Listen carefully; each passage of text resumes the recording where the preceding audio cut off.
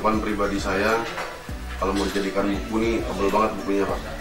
Jadi saya ngalamin jatuh bangun usaha itu udah puluhan kali Pak, yang namanya nyungsep, sampai nyungsep bener-bener mau buat makan aja nggak bisa, saya pernah ngalamin hal itu. Untuk usaha yang terakhir yang saya jalankan saat ini memang saya rintis dari nol, dari saya pribadi. Jadi bukan karena orang tua atau dari siapapun. Yang saya ambil dari orang tua saya adalah memang saya dilahirkan dari anak yang punya kemampuan untuk tukang servis, itu aja. Kakek saya tukang servis, bapak saya tukang servis, saya juga tukang servis. Cuman kebetulan yang diservis beda-beda. Kalau kakek saya itu elektronik, bapak saya juga elektronik, kalau saya ke beton. Tapi sama-sama nyervis gitu loh. Jadi core-nya masih ada itu. Benang merahnya masih ada. Gitu. Jadi memang saya keturunan tukang servis gitu aja. Jadi kebetulan bidang usaha saya saat ini lah lebih ke perbaikan dan perkuatan struktur. Awalnya saya pernah ikut perusahaan orang Pak, sejenis ini, Di perusahaan di Bandung. Jadi saya ninggalin Bali itu dari tahun 2002 sampai kurang lebih 2013 saya di luar Bali. Itu udah kerja kesana kemari. Mulai tahun 2013 itu saya kerja di perusahaan sejenis ini. Jadi ini lebih disebut perusahaan aplikator. Aplikator untuk perkuatan dan perbaikan struktur. Dia fokusnya ke beton. Mau beton rusak, mau beton bermasalah kayak bocor apa segala macam, beton struktur bangunan yang ambruk, struktur bangunan yang pasca gempa, struktur bangunan yang pasca kebakaran, itu kita lebih intens perbaikan ke sana. Atau struktur bangunan yang terkena bencana alam. Saya tahun 2013 ikut di perusahaan seperti ini, perusahaannya ada di Bandung, tapi saya ditempatkan di Bali. Jadi waktu saya ngelamar di perusahaan itu, saya diterima di Bandung, kebetulan langsung ditawarkan untuk misi posisi yang di Bali. sebagai Awal saya hanya admin teknik, jadi untuk mendata pekerjaan harian di lapangan, di nge-backup laporan gitu Mas. Harian ini kita melakukan apa aja, di backup laporannya. Tapi karena waktu itu di Bali juga nggak banyak orang, banyak kerjaan yang saya rangkap. Jadi dari mulai admin teknik, terus ikut juga buat penawaran harga ke customer, ikut juga bantu untuk di penagihan, hampir all in itu saya ikut di semua lini. Dari 2013 sampai dengan 2015 akhir, saya di perusahaan itu, namanya PT Respect Indo Group, perusahaan saya yang saya ikut dulu. 2015 Desember saya resign dan saya sampaikan ke mantan bos saya dulu bahwa saya akan buka perusahaan sejenis. Yang buat saya resign waktu itu sebetulnya banyak motivasi dari istri saya sih. Waktu itu istri saya mengatakan ke saya bahwa menyemangatin ke saya bahwa kamu sebetulnya punya kemampuan untuk berdiri sendiri. Buat apa ikut orang terus? luar biasa itu. Jadi malah sampai istri saya waktu itu bilang kalau kamu nggak mau keluar dari zona nyamanmu, maksudnya zona nyaman tuh kita digaji ini kan zona nyaman ya. Iya, sudah pasti dapat gaji. Itu zona nyaman. Jadi saya udah dapat pasti gaji, saya bisa kasih makan anak istri, udah selesai. Tapi hanya seperti itu. Jadi saya bilang kalau kamu nggak berani keluar dari zona nyamanmu, berarti saya nggak kenal kamu yang dulu. Dia bilang sama saya, setahu saya kamu ini orang yang nekat, berani melakukan suatu hal yang konyol gitu biasa. Jadi 2015 itu sebetulnya Desember saya pergi ke notaris untuk buat akte PT itu bukan karena saya pintar, tapi karena saya bodoh. Jadi saya bodoh, saya nggak tahu bedanya PT sama CP. Bayangan saya bikin PT itu keren lah gitu aja. Kalau CP, nanti ikut tendernya nggak bisa yang gede-gede gitu. Iya. Berarti prospeknya langsung tinggi ya? Tinggi. Nekat, karena bodoh tadi saya bilang, bukan karena pintar ya, karena bodoh gitu. Jadi waktu itu saya buat izin PT yang notabene saya tidak punya karyawan. Saya sendirian, saya cuman punya satu meja kecil di rumah saya. Tapi bisa Pak? modal saya modal nekat dan goblok maksudnya tepatnya nekat dan goblok gitu. Cuma sendiri di rumah satu laptop dan saya punya satu printer. Jadi waktu itu kebetulan saya dikasih proyek di Angkasa Pura, tapi nggak langsung ke Angkasa Puranya, ke Adikarya. Waktu itu mereka ada perbaikan hanggar, mereka lagi bangun hanggar, terus ada kerusakan, ada retak-retak. Kebetulan saya mengerti penanganan nih keretakan beton ini seperti apa gitu. Saya dipanggil sama Adikarya karena dia waktu itu kenal saya masih kerja di Respect, cuman tapi saya sampaikan ke Adikarya bahwa saya sudah resign dari Respect dan saya berdiri sendiri. Dia bilang nggak apa-apa Pak, saya nggak peduli nama PT-nya, yang penting orangnya. Coba buatin penawaran, saya buatin metode kerja, langkah-langkahnya saya buatin sendiri, saya serahkan, mereka oke. Saya kerja, saya cari orang harian, pekerja harian, saya arahkan untuk melakukan pekerjaan sesuai instruksi saya, jadi saya tungguin di situ, kerjakan. Pekerjaannya alhamdulillah selesai, tapi nggak dibayar. Dan itu adalah satu sisa uang modal saya. Sisa modal saya yang saya dapat bonusan dari PT saya lama waktu saya resign. Itu Januari 2016. Habis. Jadi uang saya waktu itu cuma cukup bayar tenaga harian saya, bayar material. Setelah itu saya nggak punya uang sama sekali. Di saat itu rasanya saya sudah kayak mau bunuh diri aja. Udah stres berat saya. Uang nggak ada, ngasih istri sama anak juga udah kebingungan. Nagih, Mas tahu sendiri BUMN kayak gimana, sulitnya nagih. Yang bisa saya lakukan cuman nangis di ibu saya. Ibu saya udah almarhum ya. Ibu saya, bapak saya udah almarhum dua-duanya. Saya cuma nangis ke ibu saya bilang tagihan saya macet mah. Itu kondisi kedua orang tua saya juga yang sudah tua dan tidak bekerja, jadi tapi masih ada waktu itu ya Pak ya? Masih ada waktu itu. Cuman memang itu sebetulnya tugas saya juga untuk dan saudara-saudara saya untuk nafkahin orang tua, karena orang tua kita udah nggak bekerja. Jadi alhamdulillah saya tiba-tiba dapat rezeki dan fotonya masih ada sampai sekarang, saya simpan. Yang itu Mas di pojok, itu saya bisa bilang customer pertama saya.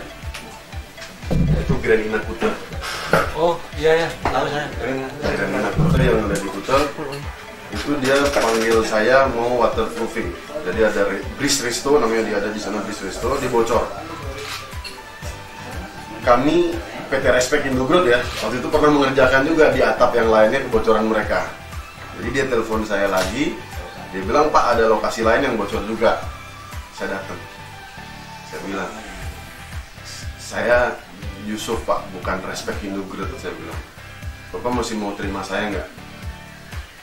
Chief Engineer-nya waktu itu Pak Wirasta, sekarang udah pensiun kan. Dia bilang nggak masalah bro, yang penting bangunan gua nggak bocor. Lo mau pakai bendera A, B, C nggak ada urusan. Survei, buatkan metode kerja, presentasi ke GM ya. GM-nya bule waktu itu. Saya lupa namanya, orang Belanda. Tapi bisa bahasa Indonesia. Itu awalnya Pak ya? Itu awal. Itu proyek saya selanjutnya dan saya dikasih DP. Proyeknya 600 juta, saya dikasih DP 30%. Di situ saya bisa bernafas. Itu kurang lebih Februari 2016. Merinding ya Pak ya? Itu. Alhamdulillah dari sana mulai terus saya ada customer. Kuncinya cuma satu Mas, jujur. Dan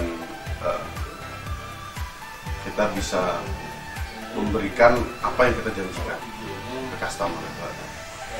Kita menjanjikan A, ya kita berikan. Kalaupun ada kekurangan, kita harus segera sampaikan dengan rinci apa kendalanya. Saya coba masuk ke Angkasa Pura lagi.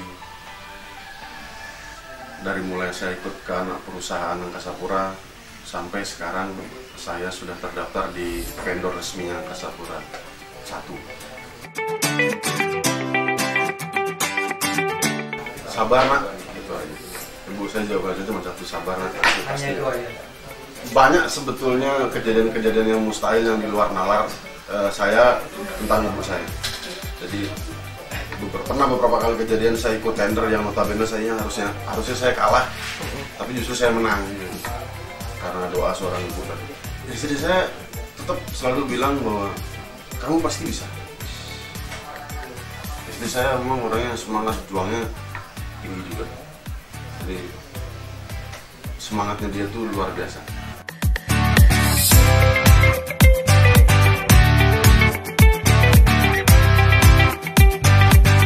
Kalau saya lahir di Bali 16 Juni 1979, jadi masuknya kaum generasi apa? Y, Pak X atau apa? Kalau milenial jauh banget. Saya udah cukup umur saya udah 41 sekarang. Kalau orang tua saya basicnya adalah tadi sama saya bilang bukan orang berada, tapi orang tua saya cukup memberi kebebasan kepada anak-anaknya, nggak terlalu otoriter. Orang tua saya, ibu saya, bapak saya itu bukan orang tua yang otoriter. Kalau bapak paling cuma menekankan ke ibadah gitu doang, yang penting jangan lepas ibadah. Tapi kalau masa lalu saya hancur lebur, Mas. Nah, jadi bolak-balik urusannya masuk polisi berkelahi itu udah biasa. Terus masuk ke dunia hitam.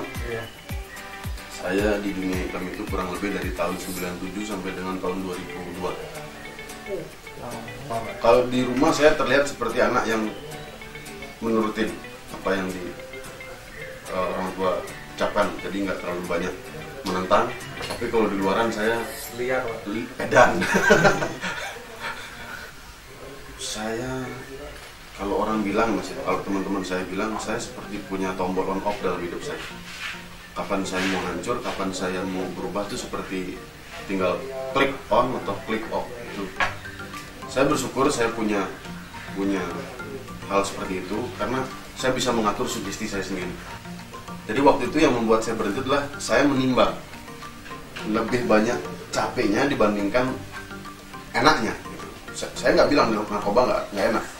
Narkoba tuh enak tapi cuma berapa jam. Cuman nggak enaknya ini panjang gitu loh. Gue udah dikontrol nih, hidup gue ini sama hal yang aneh-aneh nih. Jadi saya lelah, saya merasa diri saya harus bisa fokus lagi, dan saya berusaha untuk langsung menjauh dari hal itu.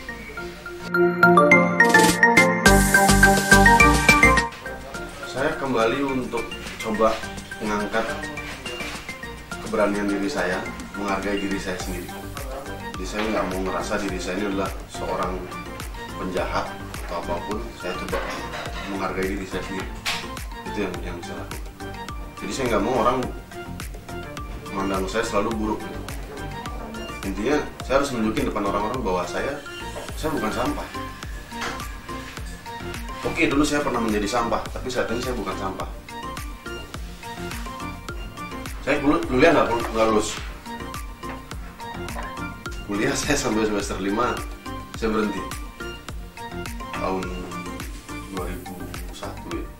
2001. Saya kuliah tahun 98, mulai 2001 saya stop kuliah. Apa yang jalan setelah itu? Ya kerja sana sini. Duit pegang duit banyak, kehidupan nggak ada yang ngatur. Terus apa yang saya mau bisa saya beli. Iya. Dengan duit hasil jualan itu. Tapi film aja, Pak. 2001 saya puncak-puncaknya, 2002 saya kelelahan, saya berhenti. Jadi bukan karena saya ditangkap atau apa, bukan. 2002 saya berhenti, saya pindah ke Bandung. Bekerja. Kalau kehidupan pribadi saya pernah bercerai sekali. Jadi sebelum dengan istri saya yang saat ini, saya menikah di Bandung, istri saya yang pertama. Jadi waktu itu kebetulan dia kuliah di Udayana. Iya. Itu yang membuat Bapak ke Bandung berarti? Iya. Selesai kuliah kita balik ke Bandung. Punya anak dengan yang berapa? Ada satu cewek, sekarang kelas 1 SMP. Tapi kalau liburan dia kemana?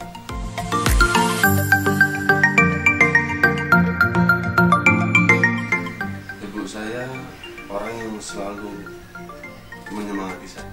Dia nggak pernah melihat saya, dia tidak pernah melihat satu keburukan pun dalam diri saya. Tahu Bapak nakal? Oh, tahu. Akhirnya tahu. Saya bercerita. Tapi dia berbesar hati. Berbesar hati. Apa yang dia katakan? Ya nggak apa-apa. Orang kan bisa berubah jadi baik. Tuh, ibu saya tahu badan saya tatoan. Saya Saya tatoan itu konyol ya. Saya SMP kelas 1 saya minta untuk sekolah pesantren. Pesantren itu cuma pengen tahu sebetulnya, bukan karena disuruh, saya pengen tahu pesantren itu gimana sih gitu. Ternyata pesantren biasa-biasa aja gitu, nggak seperti ceritanya orang yang ketat segala macam gitu. Akhirnya saya nggak menemukan lagi tantangan di pesantren, saya minta pulang. Setahun di pesantren saya pulang dari pesantren saya tato lah. Jadi dalam kepala saya ini selalu banyak pertanyaan dan banyak pingin jawaban gitu. Itu di kepala saya. Jadi Mencari jati diri. pingin tahu ini, pingin tahu itu, pingin tahu aja gitu.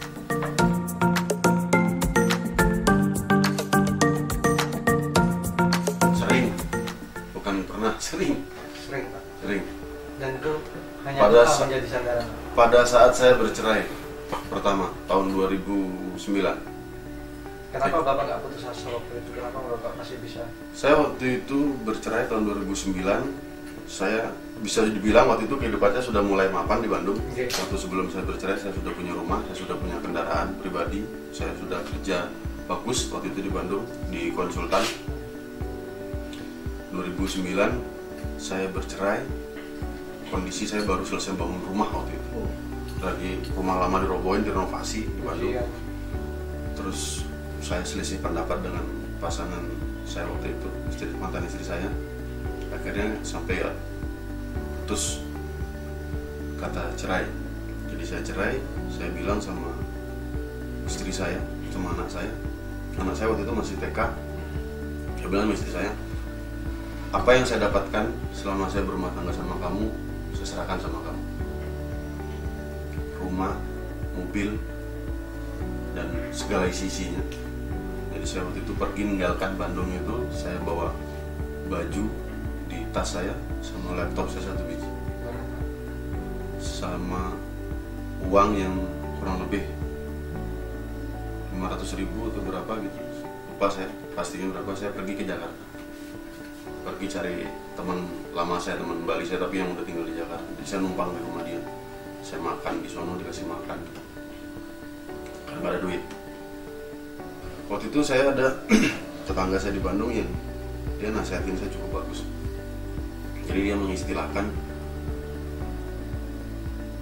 gue nitipin tas nih sama lu, terus gue bilang nih, tolong jagain nih tas gue. Sewaktu-waktu nih saya datang nih, tasnya mau gue ambil ya. Gak usah, saya nggak ngasih alasan sama kamu, tasnya saya ambil. Apa yang kamu lakukan? Kamu mau marah atau kamu mau ikhlas ngasih tas itu? Saya jawab, ya kalau saya dititipin saya balikin, namanya juga dititipin kan. Itu yang terjadi sama hartamu dan anakmu. Bahwa itu cuma titipan Tuhan. Terus kamu ngapain ngotot-ngotot?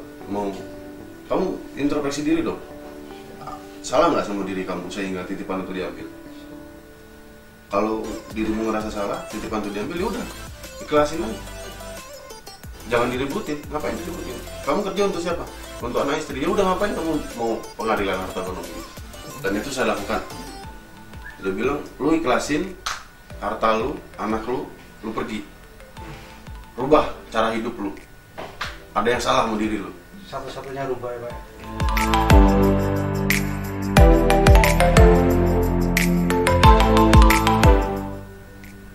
Kalau saya sih saat ini yang saya lakukan, berpikir itu saya jalanin aja kehidupan saya.